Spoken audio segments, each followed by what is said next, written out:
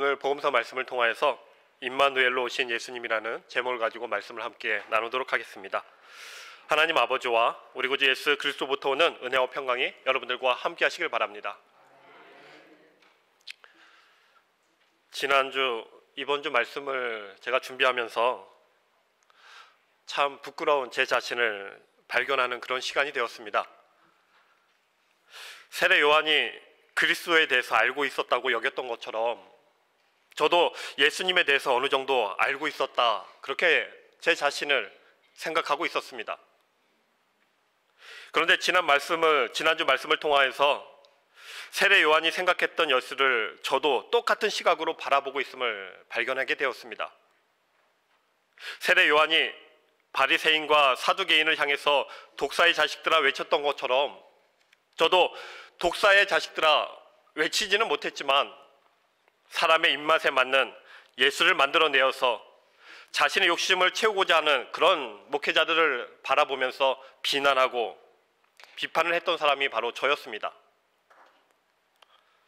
그런데 저 역시도 예수를 바르게 전하고 믿고 따르면 내 모든 길을 나를 도와서 나를 형통케 하시는 분으로 예수를 바라보고 있는 제 자신을 발견하게 되었습니다. 사람의 입맛에 맞는 예수를 만들어내어 전하는 목사들이 말하는 그 예수를 저도 품고 있었다라는 그 사실을 알게 됨으로 인해서 내가 누구를 비난할 처지가 아니라 비난을 받아야 할 자가 바로 제 자신임을 제가 알게 되었습니다. 여러분들에게는 예수님은 우리의 생명으로 오신 분이니까 예수님에게서 생명을 보라고 전하고 있었지만 제 자신조차도 주님에게서 생명만을 바라보는 것이 아니라 내 위를 주님 앞에 내세우면서 내가 이만큼 해왔으니까 나를 도와주시기를 바라는 그런 마음으로 예수를 바라보고 있는 완악한 그런 저의 모습을 볼 수가 있었습니다. 그리고 오늘 본문 23절을 보시면 보라, 처녀가 잉태하여 아들을 낳을 것이요 그의 이름은 임마누엘이라 하리라 하셨으니 이를 번역한즉 하나님이 우리와 함께 계시다 함이라. 임마누엘은 하나님이 우리와 함께 계신다는 뜻입니다. 제가 성경 구절에서 가장 좋아하는 구절이 바로 이 말씀입니다. 임마누엘, 하나님이 우리와 함께 계신다, 이 말씀을 엊그저께까지는 제가 가장 좋아했습니다. 힘들고 어려움이 있을 때마다 임마누엘, 이 말씀을 몇 번씩 되뇌이면서 하나님이 나와 함께 하신다고 약속하셨으니까 난 잘 될 거다, 하나님이 도와주시니까 걱정하지 말자, 그런 생각으로 이 임마누엘의 말씀을 제가 겪고 있는 상황에서 제 스스로 위로받기 위해서 사용했던 그런 말씀이었습니다. 그런데 임마누엘의 말씀의 의미를 모른 채 나를 위해서 하나님의 말씀을 제멋대로 사용하고 있는 제 자신을 오늘 말씀을 준비하면서 깨닫게 되었습니다. 남들이 잘못된 예수를 말하면 그렇게 비난하던 제가 똑같은 모습으로 말씀을 나의 유익을 위해서 사용하고 있는 그런 모습을 발견하면서 정말 부끄러운 제 모습을 알게 되었습니다. 이처럼 성경 말씀을 자기 입맛에 맞게 갖다 붙이면서 예수님의 말씀을 자기를 돕는 말씀으로 만들어 버리는 것이 오늘날 저와 많은 기독교인들의 문제라고 할 수가 있습니다.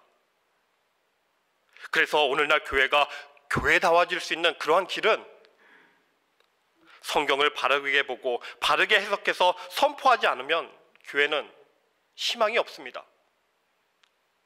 그렇기 때문에 성경이 말씀하고 있는 하나님이 어떤 분이고 예수님이 누구신가, 참된 주님을 우리가 알아가기를 힘써야 하는 것이 오늘날 우리에게 정말 중요한 일입니다. 그 사실을 여러분들이 잊지 않으셨으면 좋겠습니다.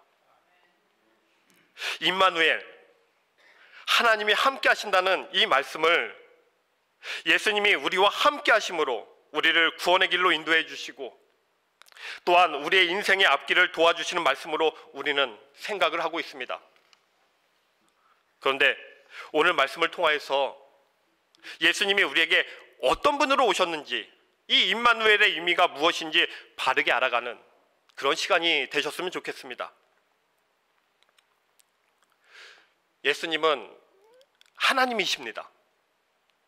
그렇기 때문에 예수님이 세상에 오셨다는 말은 우리와 함께 하시는 하나님이 되어주기 위해서 이 세상에 오셨습니다. 그렇다면 이 땅에 오셔서 우리와 함께 하시는 하나님이 되어주시는 것이 어떤 의미가 있는지 그것을 우리가 알아야 하는 것이죠. 그 의미를 알려면 23절의 말씀이 구약에 예언된 말씀이기 때문에 구약의 선지자가 왜 이런 말을 예언을 했는지 그 사실을 우리가 먼저 알아야 합니다. 이사야 7장 14절에 보시면 그러므로 주께서 친히 징조를 너희에게 주실 것이라. 보라, 처녀가 잉태하여 아들을 낳을 것이요 그의 이름을 임마누엘이라 하리라. 이 말은 이사야 선지자가 그 당시 유다 왕 아하스에게 예언했던 그러한 내용입니다. 이사야 선지자가 아하스에게 이 예언을 하게 된 이유는 당시 이스라엘은 남과 북으로 갈라져 있었고 서로 적대 관계에 있었습니다. 그런데 북쪽 이스라엘이 아람이라는 이방 나라와 연합을 해서 유다를 공격을 하려고 합니다. 그 일로 아하스가 두려워하자 하나님께서 이사야 선지자를 보내서 말씀을 하십니다. 그 말씀이 이사야 7장 3절에서 7절의 말씀입니다. 제가 간단하게 요약해서 말씀을 드리면 아람과 북이스라엘이 유다를 무너뜨리기 위해서 유다를 공격한다고 할지라도 그들은 부직갱이, 구루터기에 불과하니까 두려워하지 말며 낙심하지 말고 하나님만 의지하라, 그렇게 말씀하십니다. 한마디로 유다는 하나님께서 지켜주시겠다 말씀하십니다. 그리고 7장 11절에서 하나님은 아하스에게 너가 징조를 구하면 내가 너와 함께하고 너를 도와주는 징조를 분명히 보여줄 것이니까 징조를 구하라, 그렇게 말씀을 하십니다. 아하스가 하나님, 북이스라엘이 멸망하는 징조를 보여주세요, 그렇게 요구를 한다면 하나님께서 북이스라엘을 멸망시켜서라도 유다를 보호하고 계심을 보여줄 테니까 징조를 구하라, 그렇게 말씀을 하십니다. 그런데 아하스는 징조를 구하지 않겠다고 합니다. 하나님을 시험하지 않겠다고 합니다. 아하스가 징조를 구하지 않고 하나님을 시험하지 않겠다고 하는 말이 어떻게 보면 하나님을 믿고 신뢰하는 말처럼 그렇게 들려지지만 아하스는 따로 믿고 있는 구석이 있었습니다.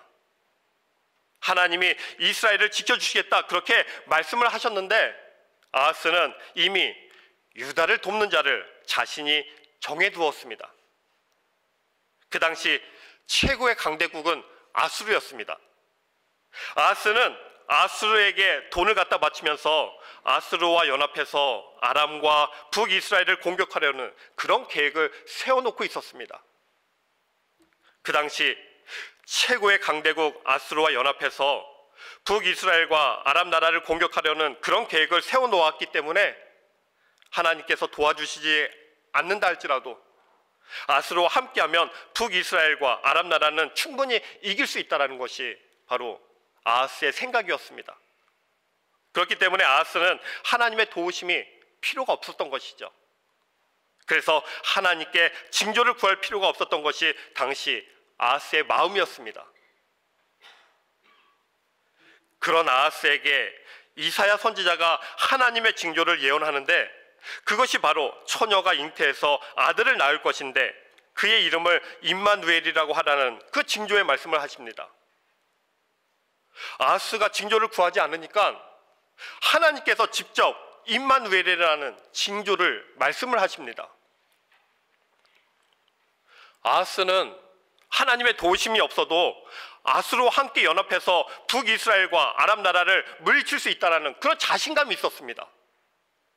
그렇다면 하나님께서 그런 아하스에게 임마누엘이라는 징조를 보여주시겠다는 것이 아하스에게 하나님이 함께 하시면서 아하스를 도와주시겠다는 그런 의미로 임마누엘의 징조를 말씀하셨느냐 하는 것입니다.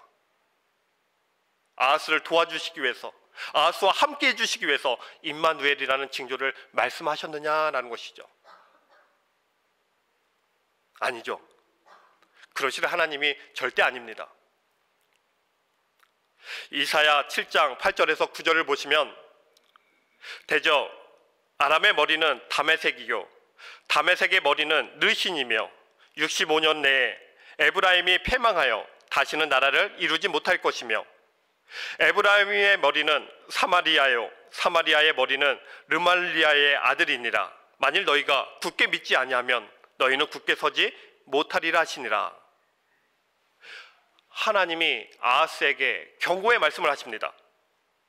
아하스가 하나님을 믿지 않고 다른 것을 믿는다면 너희들은 결코 굳게 서지 못하리라. 즉 멸망하게 된다는 경고의 말씀을 하고 계십니다. 그런데도 아하스는 하나님을 믿고 위지하는 것이 아니라 아하스를 믿고 위지했습니다. 그렇다면 이 말씀에 따라서 아하스는 하나님을 위지하지 않고 아수르를 위지했기 때문에 심판을 받을 수밖에 없는 것이죠. 그런 아하스에게 심판의 징조로 말씀하신 것이 바로 임마누엘입니다. 따라서 임마누엘은 심판과 징벌의 의미를 담고 있는 말씀입니다. 심판의 말씀입니다. 아마도 아하스는 아수르의 도움을 받게 된 것을 하나님의 뜻으로, 하나님의 도우심으로 그렇게 생각했는지 모르겠습니다. 하나님께서 아수르를 통하여서 유다를 돕고 계신다, 그렇게 생각을 했다면 하나님이 자신을 도와주는 다른 징조는 필요가 없었던 것이죠. 따라서 하나님의 징조를 구하지 않겠다, 이 말은 하나님이 아니라 아수르를 믿고 있었기 때문입니다. 그런 아하스에게 이사야 선지자가 말을 합니다.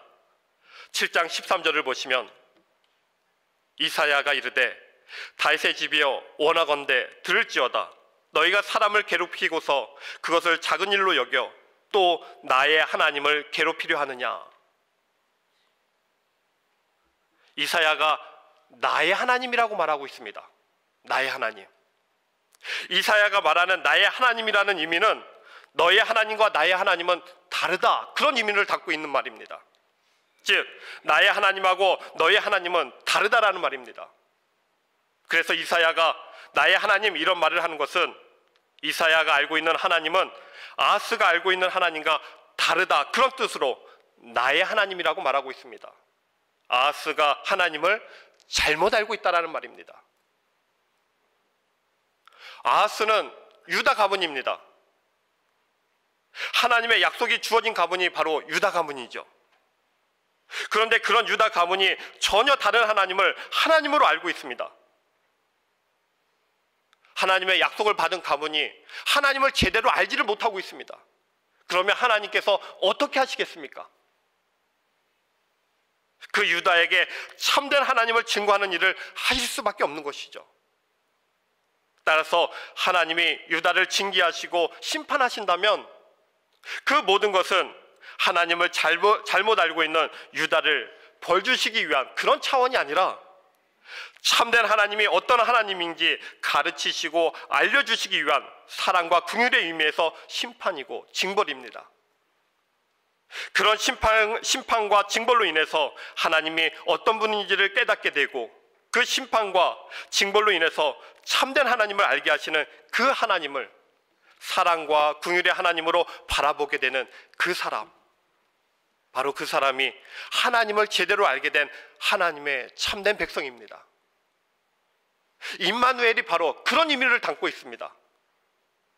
하나님이 함께 하셔서 우리의 인생을 도와주시고 복을 주시겠다라는 그런 의미가 아니라 전혀 다른 하나님을 쫓고 있는 우리에게 참된 하나님을 보내시고 우리와 함께 하심으로 인해서 참된 하나님이 어떤 하나님인지 증거하시겠다, 그것이 바로 임마누엘의 의미입니다.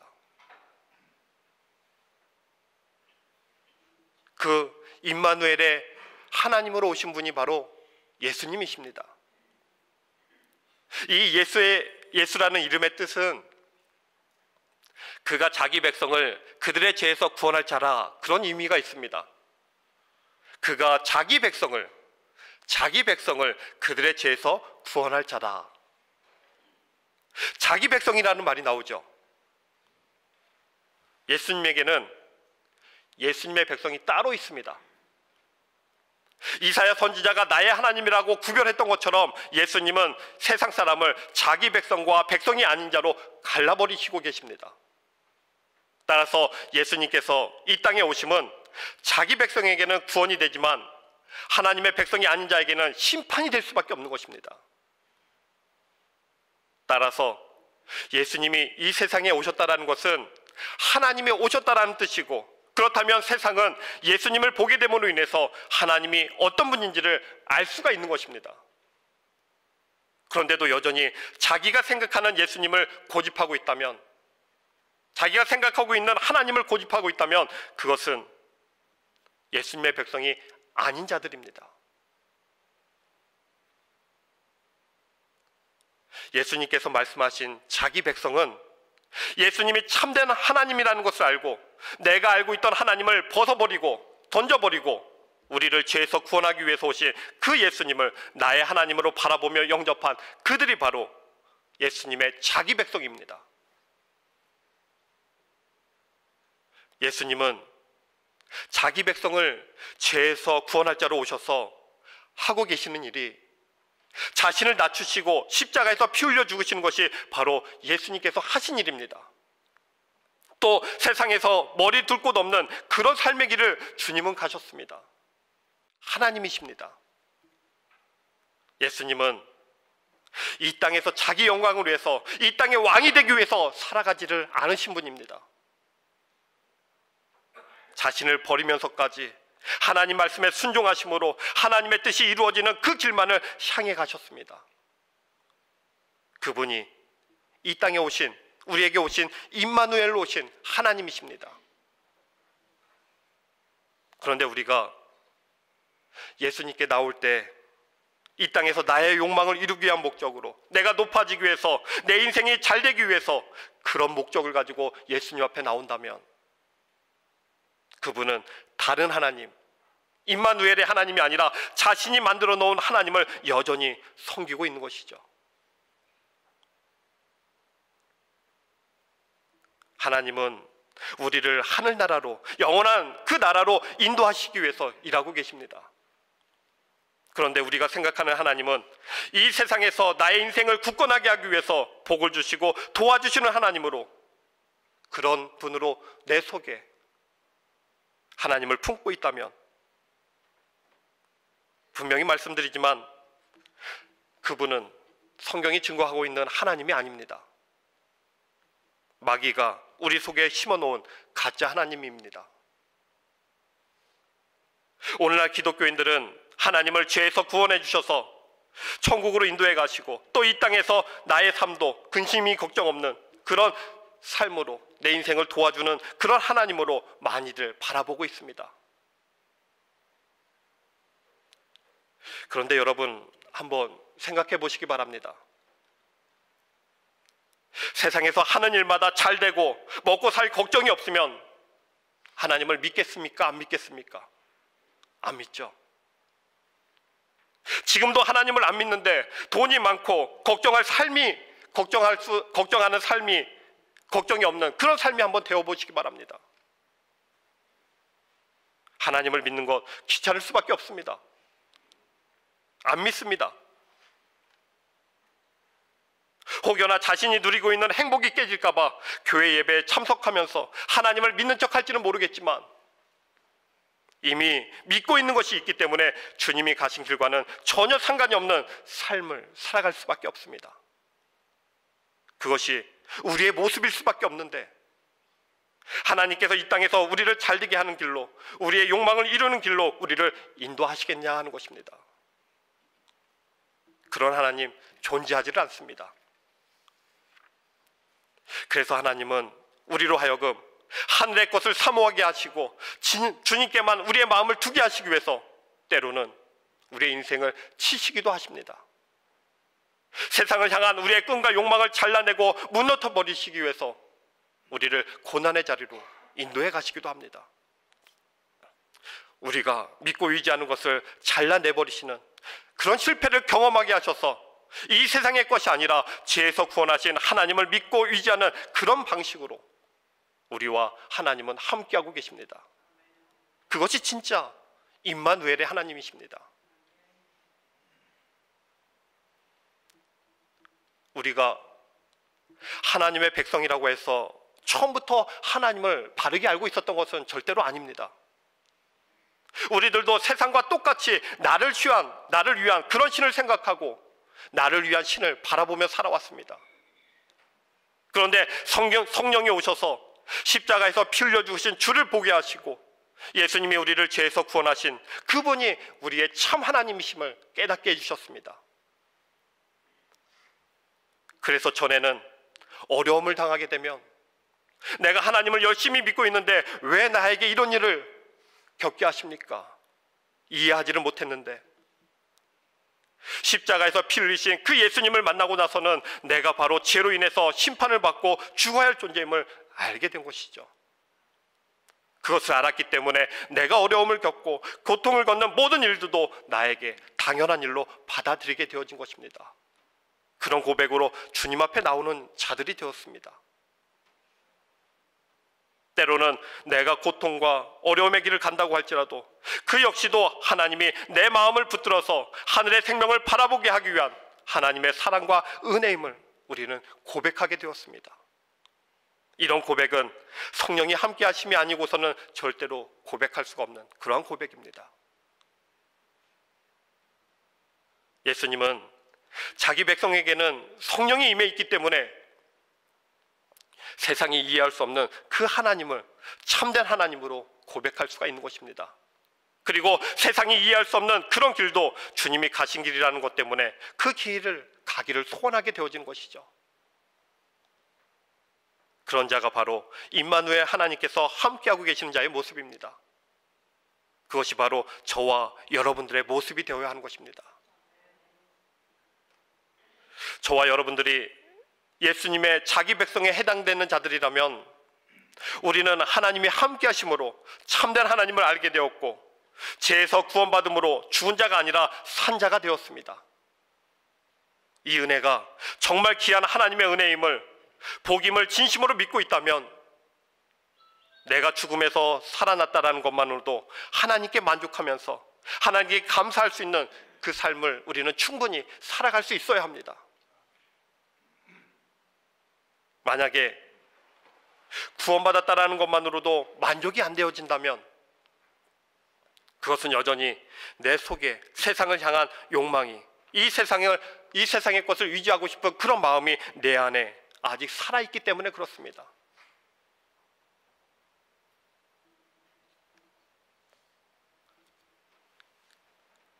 우리가 하나님께 구원받은 그 은혜만으로 만족이 안 된다면 여러분들은 하나님께 내 속에 있는 이 세상의 것을 유지하고픈 그런 욕망을 무너지게 해달라, 그런 기도를 할 수 있어야 하는 것입니다.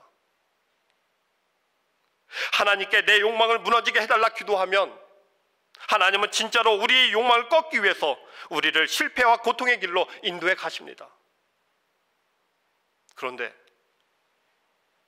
그렇게 기도할 마음은 없으시죠? 그래서 자기 인생에 관심을 두고 살아가는 사람에게는 하나님께서 함께 하신다는 이 임마누엘의 말씀이 부담스럽고 쉽게 말을 꺼내기가 어려운 그런 말이 바로 이 임마누엘이라는 말씀입니다.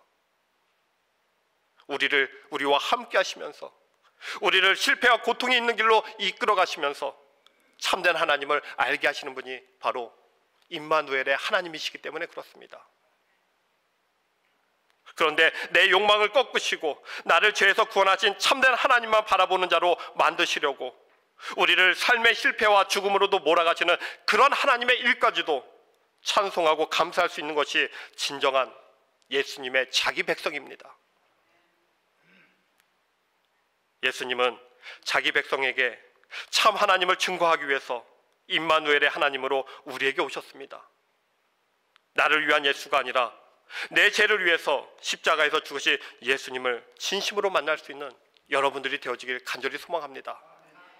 그래서 임마누엘로 오신 예수님으로 인해서 나는 생명에 거하게 되었다라는 그 사실만으로 감사할 수 있고 찬송하면서 참된 하나님을 만난 자로 기쁨 속에서 살아갈 수 있는 저와 여러분의 믿음이 되어지길 간절히 소망합니다.